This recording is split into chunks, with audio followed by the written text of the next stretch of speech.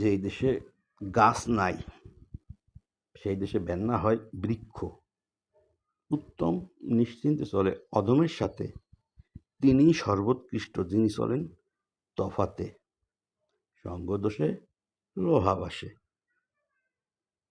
Necessity নোস no law, প্রয়োজন আইন মানে না।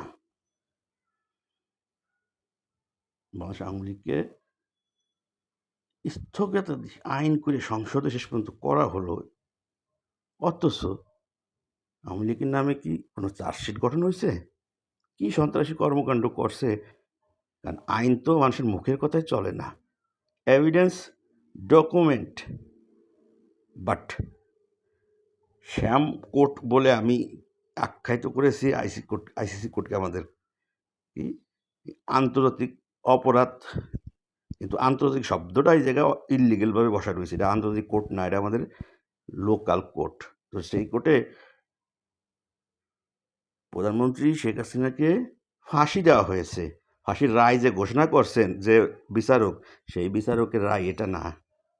আই ক্যান চ্যালেঞ্জ যে বিচারক ফাঁসির রায় ঘোষণা করেছেন, এটা তার দেওয়া, তার লেখা, আর ফাঁসির রায় নয়। তাহলে ভূতে নিয়ে আসছে এটা, তার ফাঁসির রায়টা ডকুমেন্টেড। আমি কেন এই কথাগুলো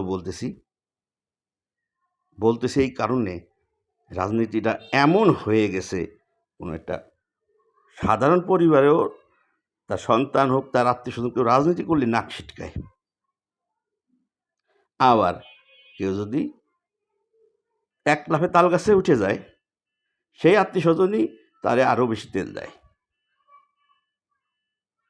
তাহলে সংস্কার কিসের সংস্কার? আগে তো ব্যক্তি মানুষের অর্থাৎ সেলফ সংস্কার প্রয়োজন। তো দেশটা রসাতলে যাচ্ছে রাজনৈতিক দিক দিয়ে। ক্ষতিগ্রস্ত হচ্ছে কারা?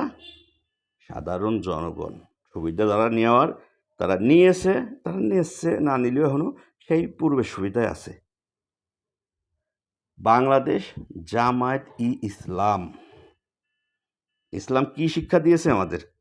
জামায়াত ইসলাম যে 5ই আগস্ট থেকে টিল টুডে পর্যন্ত যদি জামায়াত ইসলাম হয়ে থাকে, তাই ইসলাম শব্দের তর্জমা তাফসীর শানে নজুল আমির সাহেব ডক্টর শফিকুর রহমান, আপনি একটু 5ই আগস্ট 2024 থেকে আজ পর্যন্ত আপনি জামায়াতে ইসলামের তর্জমা তাফসীর শানে নজুল বলেন আপনার দলের লোকের কাছে ওপেনলি। 20 কোটি মানুষকে একটু বলেন তো। প্রতিদিন তো রাস্তাঘাট আন্দোলন করেন, কত কিছু করেন।